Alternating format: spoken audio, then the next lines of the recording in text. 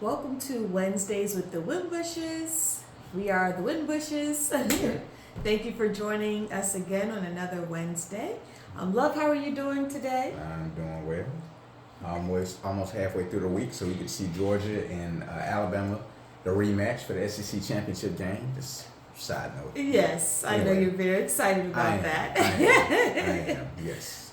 Well, thank you all for joining us again.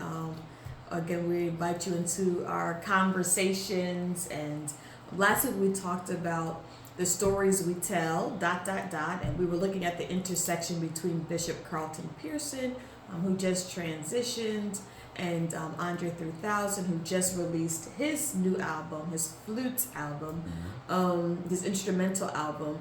And we were really talking about how, people have different narratives about, people that are out in public eye who have some type of celebrity status, and whose paths have kind of changed throughout their life, and as people who have watched their lives kind of unfold, we create narratives around that. Absolutely. With Bishop Pearson, it was really revolving around his spiritual evolution and the gospel of inclusion, and just narratives we had about him kind of staying with a certain belief system that maybe some of us still have, but kind of like struggling when we saw, wait a minute, he's changing, and our narratives didn't necessarily change about him. And then with Andre 3000, we all know him as this hip hop artist, this wonderful lyricist and rapper, and then he, has this album out, an instrumental album. There was a lot of narratives around, well, wait a minute, like, this isn't you. Like, we want bars. We want bars, exactly. So in both of those instances, we see that both of these men had evolved in different ways in their artistry and their spiritual evolution, which is all connected. It's not even separated, but it's all connected. But we all created stories around their change, their evolution. So tonight we're going to pick up on that conversation. We're going to talk specifically around the stories we tell about other people we perceive who are different than us. And so as most of our conversations that we share with you all, it kind of bubbles up throughout the week, conversations we've had with other people, or just there's a lot of ways that we come to some of these conversations. So I'm going to ask my love to kind of share what was bubbling up for him around this topic. Yeah, excellent introduction. Thank you, baby. Yeah. And so this week, what started this whole conversation, or continued the conversation, I posted something on my Facebook and Instagram pages, and it said, unpopular, unsolicited opinion. Trying to get everyone to believe the same way has nothing to do with a loving God and everything to do with an empire set on conquest. And that, that elicited some responses. Yes. And one colleague, actually, let me share what I meant when I posted that is, oftentimes, particularly in spiritual circles, there feels like there's this push for everybody to believe the same way, or to believe a certain doctrine, or to fall in line, so that we're all on one accord. And then we say, well, that's what God wants, and so in that, a lot of what we have today and the mandate to spread the gospel is much about Rome and its desire to conquer the world. Of course, the easiest way to do that is have everybody think the same way and buy into the same belief systems. And so that post elicited a response from actually a colleague of mine I haven't seen or spoken to since I was like in high school. Okay. We went to the same church. And so he saw the post, like, man, like, wow, are you Christian? Like, that's not how I don't remember you being kind of that, I guess, open-minded or that, and I said, well, how are you defining Christian or Christianity? He says, well, do you believe Jesus died for your sins? I'm like, well, I believe it's a lot more to it than that. And it's unfortunate that, Christianity has been chalked up to just the death and resurrection, and, many times we overlook just the teachings alone. And so then spreading the gospel becomes like, I gotta get one. I gotta win you over. Yes. You know, I gotta save your soul. You know, and it's like so that whole conversation we were going back and forth for a little bit, and you know, he was like, I was like, I don't remember verbatim, but anyway, he ended up sharing that he's atheist. He was like, well, no offense, no judgment, but yeah, I'm an atheist. I'm on the dark side. I'm like, what do you mean the dark side? Like, there's nothing dark about that. At least I don't believe it is. And I'm at a place in my life and spirituality. I'm very, like, I have my own beliefs, but I'm also very open and inclusive of others who have maybe very different opinions or understandings of how life works or how God is at work in the world. You know, much of my, you know, theology is about inclusion. How do we make space for people, right, across the spectrum? And for me, that's how I understand God to be at work in the world. That's just me. And of course, you know, anything we say here, we're not trying to win you over to our side. You know, we come here each week and we just share our views and what's opened up for us over the week. But anyway, I guess initially what jumped out at me about this interaction I was having with this colleague was because many people know me, you know, as this ordained minister from years ago. And they haven't seen necessarily my evolution over the years. I'm much more expanded in consciousness and thought, and probably more universalist, if I had to sum it up, more universalist. So there are some theological underpinnings, but I'm still very open and inclusive because I'm always eager to learn, and I always believe, you know, there's more to learn and understand. I don't believe there's just this set way forever that you have to stay in this box. You know, I always share the example. There was a time when people believed the world was flat because from their vantage point, from their perspective, they didn't have the technology at the time to be able to see beyond what they could actually see. And so everything looked flat as far as they could see. And of course now with the technological advances we've had over the last, you know, is 75 years, we understand now that the world is round, right? And there are galaxies and constellations, planets that exist well beyond, you know, our scope. And so with even that in mind, it's like, how could I not be open, you know, to understanding more about life and God, universe, source, whatever you want to call all that is, the divine, how all of that is at work in the world. And I'll always be a constant learner and wanting to grow and expand in consciousness. But in this exchange with this colleague, I guess what's kind of bubbled up for me was like, man, why do I feel like I'm having to defend? It was almost like I'm waiting for the criticism. Because that's what I've gotten a lot of times from, you know, people that have known me over the years and saw, like after going to seminary, kind of, you know, my understanding started to expand. They're like, man, you kind of getting kind of out there, you know, beyond their comfort zone with me. And, you know, I've lost some colleagues as a result. You know, it's like, you know, we both evolve or we're growing in different directions, which is fine, you know. But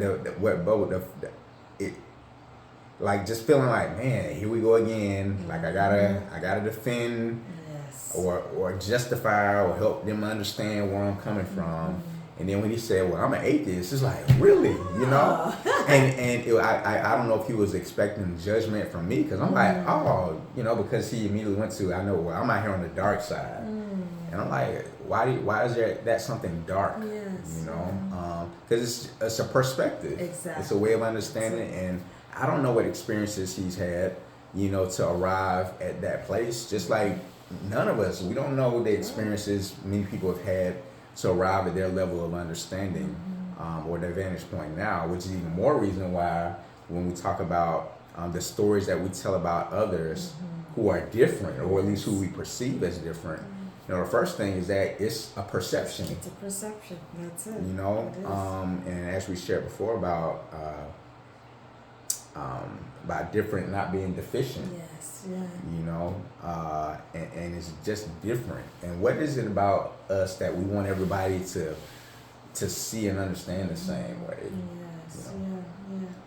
I appreciate your the sharing of the story, because even as you were engaging, first of all, you continue to engage because oftentimes when we see a difference, we like, okay, block, right, cancel, unfollow, unfriend, all of that. But I think what your example really exhibits is you leaning into the difference and even the discomfort too. Like, oh, is this about to be a whole nother situation where I have to defend myself? Where this is a debate. Exactly. Yeah, but because you continue to engage, I believe you created a space for him that he felt safe enough to say, I'm actually an atheist, so he has also evolved.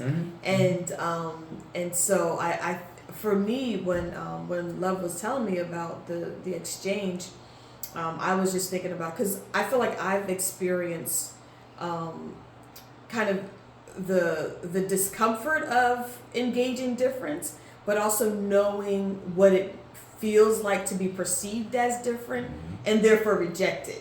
Like, well, I've shared this before, but growing up in predominantly white neighborhood school system, as a black girl, I'm very different, and oftentimes I was like the only black girl in classes, and so I felt my difference, and I felt like I gravitated towards people that other people saw as deficient because of their difference, because that's the issue. Like we're of course we're all different, but I think you really struck a chord about, oftentimes when we see difference, we automatically label it as deficient or wrong. And so I automatically was drawn to people who like had that similar experience. But then I also, having grown up in a Christian home and church, and really was taught people need to follow Jesus as the way, and growing up in a culture where if somebody is different, believes differently, then you share your belief in hopes that they will convert and be. You gotta win them over. And win them over.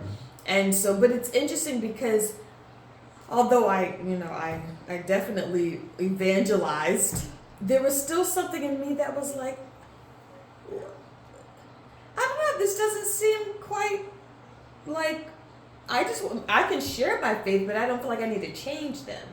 There was always kind of like that rub, like, okay, I'll share, but I'm not going to beat anybody over the head to be like me. And I think that's because I experienced what it's like to be perceived as different and therefore wrong or deficient. And I didn't really want to, I think I got to a place in my life, I don't want to be projecting that onto people anymore, and so even just being at the space that I'm in my life right now, as far as just more open spiritually, and just really wanting to hear where people are at and not having to push my own, like, well, you need to believe what I believe. It's like, I'll share what I believe, you can share what you believe, and that difference actually, for me, it enriches me.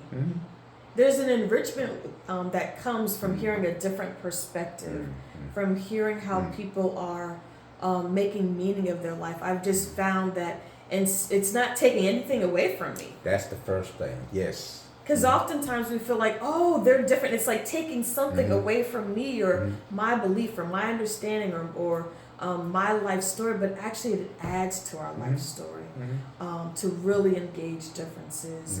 And yeah, it might be uncomfortable sometimes, but I think as you continue to engage, you realize, like, wow, you're helping me to see, like, beyond my own worldview, and so I think your kind of your exchange is an example of what can happen when you engage the difference,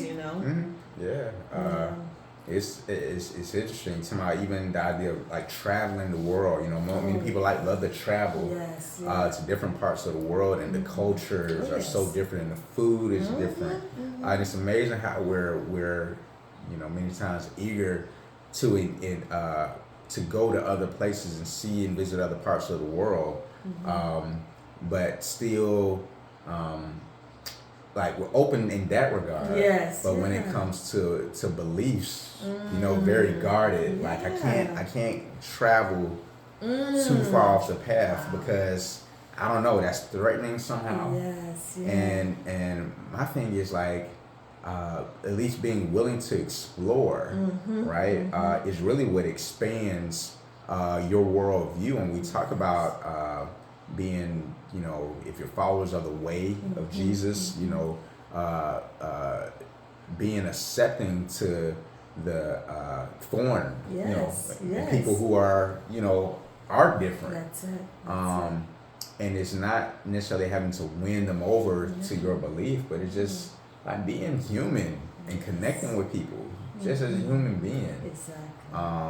And it's I don't know, I think we do ourselves a disservice when we automatically assume that if people don't believe the way we do, then they don't have this understanding of God, right? Yeah. Or their concept of God, or whatever they call that. And even atheists, they might not acknowledge that as God, but they have other ways of acknowledging or honoring presence. And so what that fear that bubbles up, I think, and I think you mentioned as far as it doesn't take anything away from you. Like when you really believe what you believe, and I think that's what we're getting at. When you really believe what you believe, you're not threatened by people who are different, and you're not threatened by people who have, other views. Many times I think it's our own fear of somehow, if I engage other people who are different, somehow that's going to take away from me and what I understand to be the way or the truth, or however you want to phrase that. And I just believe there's so much more to explore. We don't even have the questions. We can't even formulate the questions of life yet, because life is so much bigger, I believe, than how we've narrowed it down, into ways that are easily understandable for us. And I get it. Some people aren't in a space or don't have the luxury of thinking, because they're literally in survival mode day in, day out. And so they don't have the luxury of exploring and being curious. But I don't know. I think it just adds something to life, at least for me, in terms of my own enrichment, where I can engage diversity. There was a word that you had used the other night about like nuances, and we often don't I need a category. I need to be clear. To be black or white. It has to be black or white. I don't deal with the nuances. But as humans, we are so nuanced. And more so than we like to admit. Yes. And I don't know if you've ever been in this position, but as we're talking about this, have you all ever just thought about, in what ways have I tried to hide my differences? Wow. And because we all have our idiosyncrasies and perkiness, and we all have them. But I think, because and we often have this conversation about what motivates people to do this or that, or what's kind of the underpinning of this fear of difference. And so I often like to look at, if you begin with yourself, what is it that's different about you that you can't accept? What is it that's different about me that I feel like I can't accept, and therefore I can't share with other people, because we're all different. There's a quote, I forget exactly who said it, but it talks about how, there are a lot of ways that we are the same. There's a lot of ways that we're similar to some people, and then there's ways that we're just uniquely ourselves. And so exploring all of the ways in which we're all human, but then there might be, with family, there are things that we share that are in common, but then there's ways that we are uniquely ourselves, and that's where those differences show up. And I just wonder if we can engage there's a psychological field talking about the different parts of yourself. If you can engage the different parts of yourself and not cut off the parts that that's going to be seen as different, therefore deficient, so I'm not going to engage that. Unacceptable. But what if we began to engage that in ourselves? I just wonder if that would help us to engage the differences of others, the uniqueness, the diversity in others. You know, if we really engage the multiplicity of our own being, you know? Yeah. And I encourage that, like, the next time, you can think of people that you've encountered who you perceived as very different. And what was your immediate response? Like, did you turn your nose up in disdain? You know, did you immediately write them off? Or were you embracing or willing to listen and hear them out? Or were you immediately looking for how you can win them over to your side? You know, that's something to consider. And then even the next time, it might be even one day this week, you have an encounter with somebody, and be careful about writing people off. You know, because sometimes the main ones that you write off can end up being the ones that open you to new doors and pathways that you and help you to expand and learn more about yourself than you ever thought, you know, imaginable, possible. And so and for me, that is embracing divinity, because God, spirit, universe shows up in a multiplicity of ways, you know.